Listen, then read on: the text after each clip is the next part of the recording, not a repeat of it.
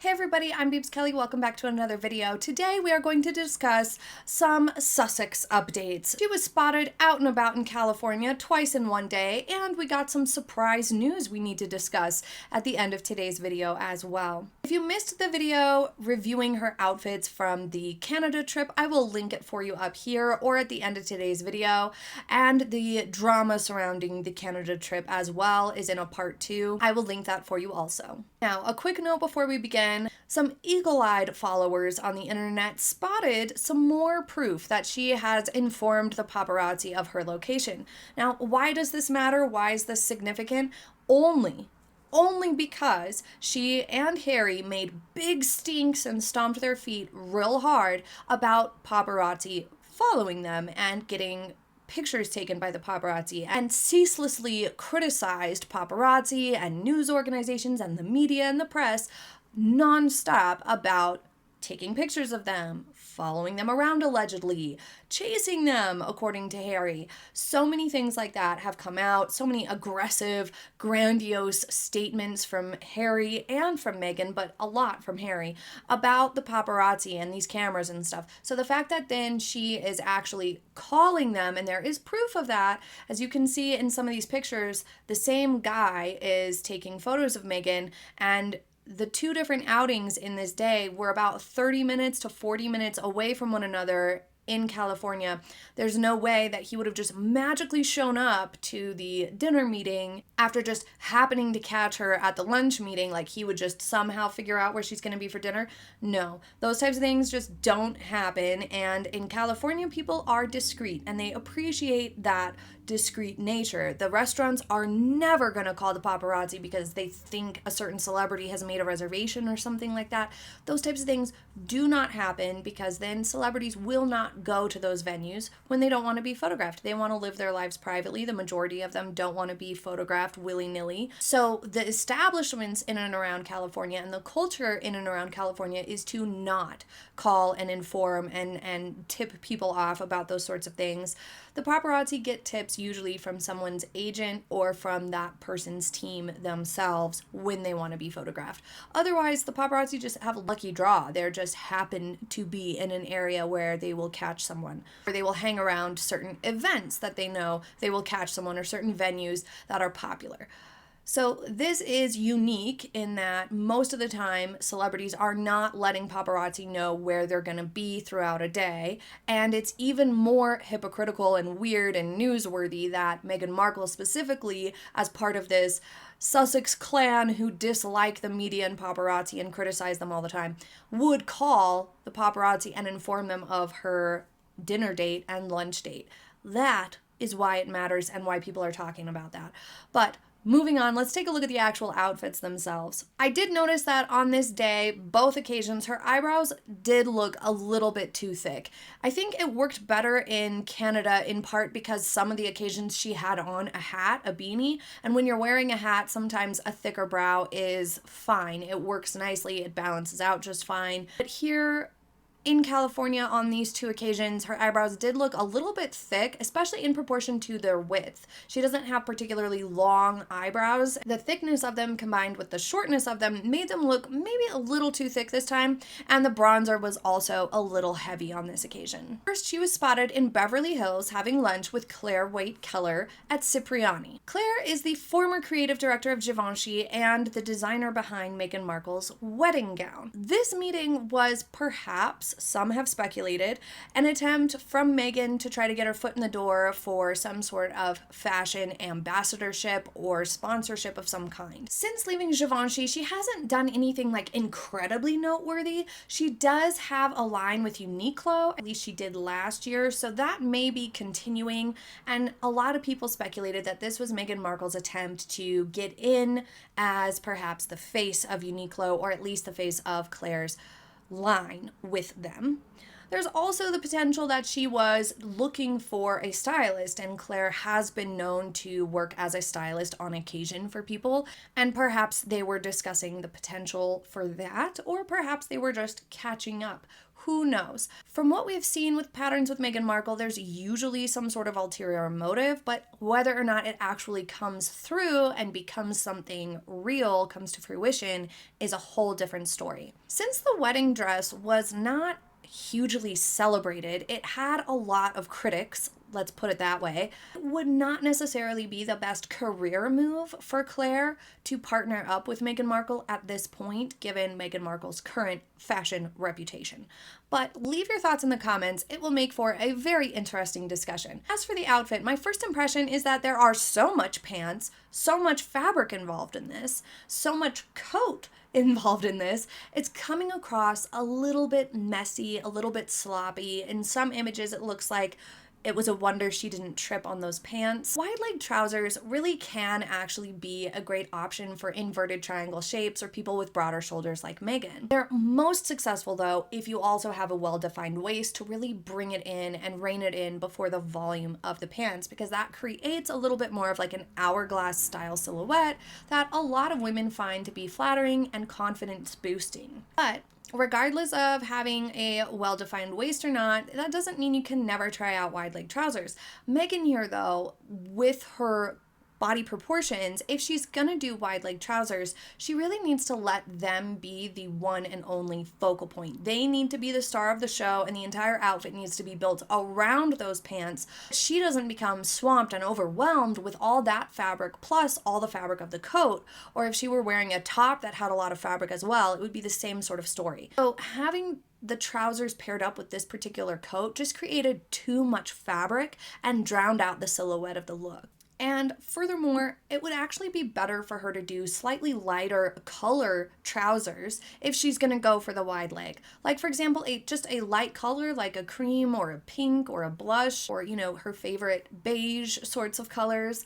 Or a bright color would be really great and exciting to see. Something green, like emerald green would have been really pretty, navy, some sort of blue, even like a light blue would be nice, especially this time of year as we're getting ready for spring. Something a little bit more springy would have been like ahead of the curve, maybe even a little forward to do a lighter color trouser, and then paired up with a darker colored top would help bring even more balance to her silhouette. For example, she would want to stay away from black wide leg trousers with a light or bright colored top, because that would create even more visual weight on her upper body, whereas with the wide leg trousers with her specific proportions would be trying to create some balance where the upper body would be a little bit more muted in darker colors, no patterns, things like that, with the trousers being the focal point, being something lighter or even something with a bit of a pattern or embellishment or something. Also, by having that darker top, it would help to reduce the illusion of the wider waistline as well. Even vertical stripes in the trousers would have been an interesting or fun look,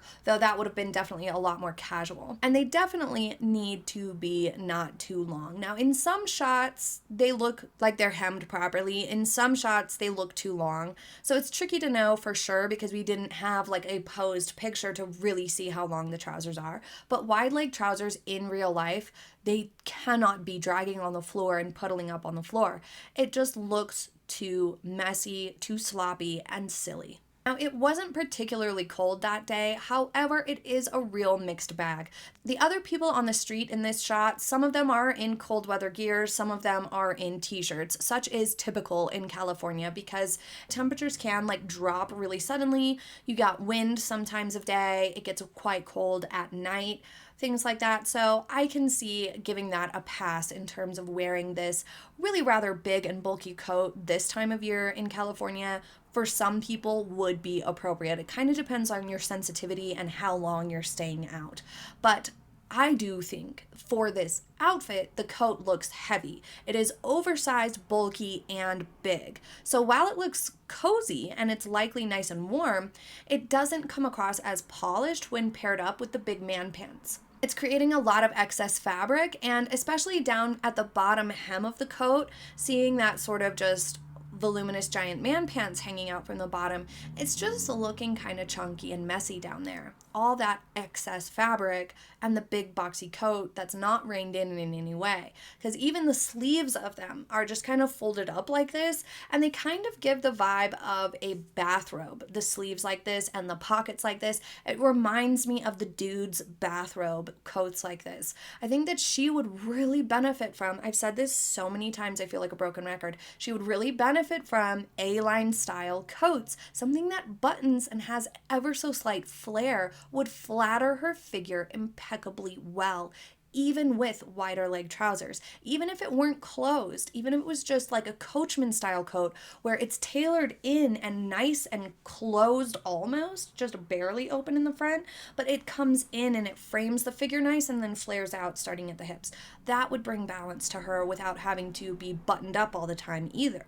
But she instead goes for these that are like bathrobe coats. So overall, in this outfit, she really missed the opportunity to do wide leg trousers with this more fitted top, with like perhaps a blazer if she was truly chilly, or like a cardigan, just something different that kept the top a little more form-fitting. Instead, wearing this big chunky coat, she swallowed up her figure overall and muddied up the look, creating a more messy aesthetic, whereas she could have had a really polished finish if she wore something more fitted on top. I still think that straight leg trousers maybe wouldn't have worked perfectly with this big open coat. The black of her pants, top, and flats does not match in any way, shape, or form. For most of us, that's completely normal and to be accepted. No one should criticize mismatched blacks or mismatched perfectly whites or things like that, because it's really hard to shop for those things. But as we know, with her spending thousands willy-nilly on her wardrobe, it's easy to get a top that matches those trousers perfectly, or to get trousers that are different enough from the black tone that it doesn't look bad. Like gray would have been a better option with this turtleneck than the mismatched black. It would have been more balancing and created a more appealing overall look. I do like the belt ring off to the side of the trousers, and they appear to be not as high rise, so that's good. They are giant man pants, but they're not like giant man pants all the way up to the boob, which is good. They are still looking a little bit frumpy, especially in the crotch area, but that is pretty typical for this style of trouser. There's not much to do to get around that for most people's figures. I do feel like with the volume of the coat though, the best approach would have actually probably been a simple shift dress. A knee length or just below the knee midi dress would have probably been the most flattering option if she really was stuck on wearing the coat. As for her hair, she appears to have gotten some sort of like gloss treatment on her hair probably before the Canada trip to Invictus. She debuted a glossier hairstyle. A lot of people online were saying that it looked like a wig because it's so shiny, but I don't think it's a wig. I do think that she just had like a glossing treatment. Now, she could have had many different things done. It could have been a keratin treatment. It could have been lots of different things. But something affordable that like anybody can do and very few people know about is a double O or completely clear deposit color treatment. Is much less damaging than permanent hair color and way less damaging than lightening or bleaching your hair. And since it's a completely clear coat, it's just a gloss. It's literally a shine treatment for your hair, and your hair comes out looking so incredibly shiny and luscious and beautiful. It's really, really nice option if you just want to boost shine without changing your hair color, or if you get permanent hair color and it's looking kind of dull. She very well could have had something like that because her hair does look exceptionally shiny here. Later that day, she was found at Asanebo restaurant in Studio City, Los Angeles, with Terry Wood, the executive vice president at Oprah Winfrey's Harpo Productions. That is a tongue twister. My first impression of this outfit is that the skinny jeans are the one and only focal point here. They are taking center stage, and once again, that is not what she needs whatsoever. Because of her unique proportions, she should really be opting for straight leg jeans. Why? Because she has particularly thin, lanky, long limbs and a boxier, shorter torso. So when she wears really skinny jeans like this, it accentuates the thinness of her limbs, and in comparison to her wider, boxier torso, it makes them look out of proportion in a bad way, or it exaggerates that out of proportion element.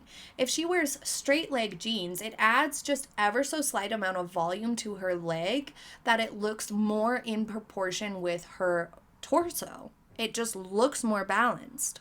She also could benefit from, or like another trick she could do, or anybody who has a similar body type or similar style concern, is lighter colored jeans with darker tops, because lighter colors are always going to look a little bit bigger or a little bit more visual weight to them than darker colors, which are very visually slimming. So wearing darker jeans is going to further give the illusion that her legs are even more thin and twiggy, so to speak. As for the French tuck, it's once again problematic. We talked about this with her coffee commercial. I'll link that video for you here or at the end of today's video. She really should have done a side tuck instead, or just no tuck whatsoever. The French tuck, she's essentially drawing attention to the fly of the jeans and the width of the torso right there. And it's enhancing the short torso and the boxy torso that she has in comparison to those thinner legs in the skinny jeans. So she's kind of like doubling down on her proportions rather than trying to balance them. Not every outfit needs to balance your proportions perfectly. Not every outfit will. That's crazy difficult to do.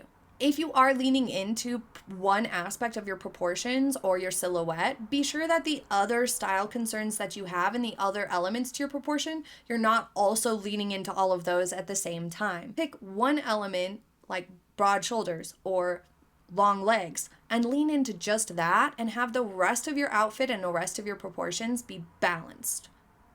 That is the more successful way to go with an outfit. So long story short, if she would have done a side tuck, she would have created a diagonal line across the hem of that sweater, which would have been much more flattering option. It would have created a slightly slimming effect across the waistline instead of the center French tuck, which created a focal point of the width of her torso right there. Even better yet, though, would have probably been doing just no tuck whatsoever, because that would have avoided drawing any attention to the short torso. The flats are a good choice. The rounded toe is a good choice. I think that flats are a great option, and I like seeing people wearing flats. However, the shoes don't really quite match. The thing with tonal outfits, which she seems to be attempting a tonal outfit here, is that you do different shades, meaning different lightness and darkness of the same or similar color, so blues or pinks or grays, but it needs to be the same tone, i.e.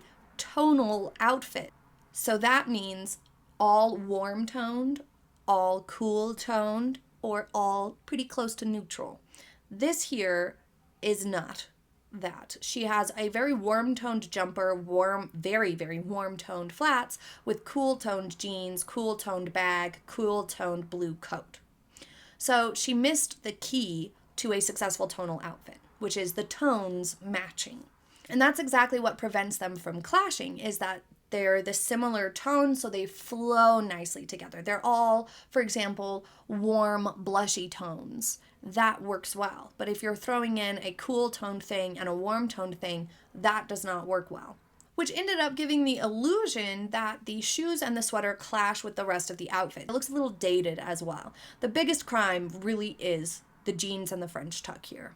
Okay. So it's time for this newsflash. On March 1st, it was reported that the Meg finally gave in, perhaps by force, and hired a stylist, allegedly. We'll see how this pans out. Amy Mizrahi is a stylist whose biggest past or present clients include Adele, Riley Keough, and allegedly Jennifer Lawrence at some point in time. The news article cited the Meg's career relaunch as the reason for hiring the stylist, to try to get a better image going and try to achieve real Hollywood glam. Well, we shall see. Watch this space, I suppose.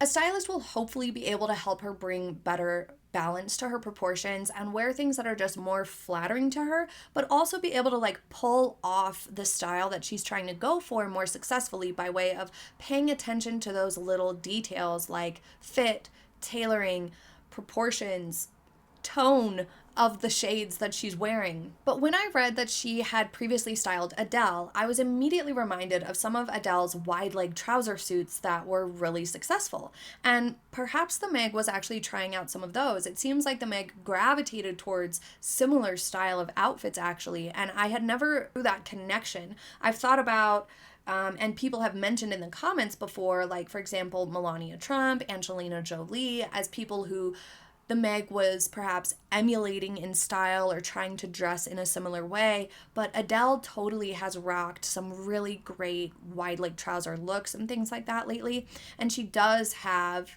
an aesthetic that I could see Megan liking based on the style choices Megan likes. Hopefully Megan understands that she cannot dress the exact same way as Adele, and this stylist should not dress the Meg the same way as Adele because Adele is super tall. She has great amount of height and she has a better well-defined waist than the Meg does at this given time in terms of her proportions. Adele does lean a little bit more hourglass as compared to the Meg, who leans a little bit more inverted triangle and rectangle. A lot of people think hourglass is the goal. Not necessarily. Everybody's body is different and most people actually are not hourglass shape, but you can make yourself look more hourglass with balanced proportions. And there's no denying that that is a balanced silhouette, and we as humans love things that look balanced to the eye. When it comes to Adele, she does have a lot more freedom when it comes to fabric and volume and silhouette because of her unique proportions. So surely this stylist, if this is true, will be able to do a great job of pairing Megan up with outfits that will serve her proportions better and come off looking just nicer and more polished and more styled. Now, for what is this stylist hired? We don't know. And we don't even know if it's true or not. Time will tell. A lot of times a celebrity will hire on a stylist in a couple of different ways. And of course, just like anybody can hire a stylist to help them with their wardrobe right now. Like, come over, help me redo my closet, help me revamp my stuff so that I can get myself dressed each day and look better. And I don't have to try so hard to find what works for me. I don't have to invest as much time and money trying out things, trial and error. This stylist can help guide me through it and fill my closet with things that I not only like but will flatter me best. So of course that's an option. But a lot of celebrities will hire on a stylist in an as needed basis. So for example, when they have an awards show come up or they're going to a specific event or a film premiere, then their stylist is kind of almost like on retainer or on call to help them for those big events and appearances. So perhaps the Meg is hiring her just for certain appearances, or perhaps this is a more private, like, fix my closet situation. We'll see. But stylist or no stylist, nobody is really buying the Sussex.com website relaunch.